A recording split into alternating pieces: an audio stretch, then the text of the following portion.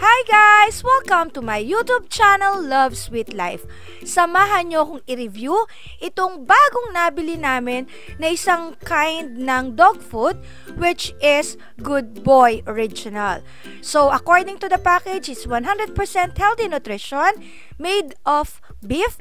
This one is for adult dogs and certified ISO 9001 of 2006. Now, this is the nutritional analysis. It is made up of crude protein, which is 21%, crude fat, 8%, crude fiber, which is 6%, and moisture, which is 10%. Now, this packaging is about 20 kilograms, guys. So, sabi nga dito, 100% nutritionally complete and balanced for adult dogs 1 year and up. So, this Good Boy Original is formulated to meet the nutritional levels established by the Association of American Feed Control Officials. So, ito yung mga makikita natin na nabanggit ko na kanina. So, 21%, 8% ng mga crude fibers, fats, proteins, at meron din siyang 10% maximum of moisture. So, kailangan naman, di ba, hindi super dry yung kinakain ng ating mga aso. So, basically, the main ingredient will be the yellow corn, beef meal, which is from New Zealand. Take note, ha? Imported. Pork meal, cereal byproducts, animal fat, preserve, and it also has a source of vitamin E, vitamin C, for animal digestion.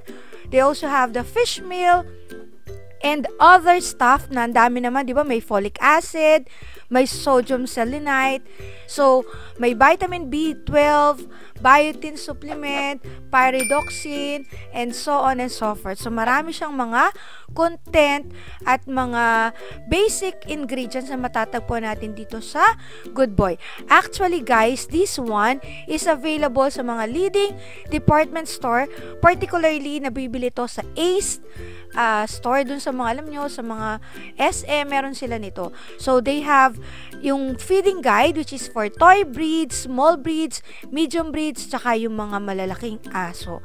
This is a quality product of AM Pro Pet Nutrition Incorporation. Yan, di ba? So, maganda kasi guided tayo kung gaano kadami dapat ang mga ginagawa natin na pagpapakain sa ating mga aso. Now, in this time, tingnan naman natin yung loob o yung pinaka-actual na product. So, diba, pag nagre-review, kailangan tingnan natin yung mismong ating nire-review. So, yan, bubuksan natin. It is the usual packaging na makikita natin sa mga dog foods. So, which Good ay sealed naman ito.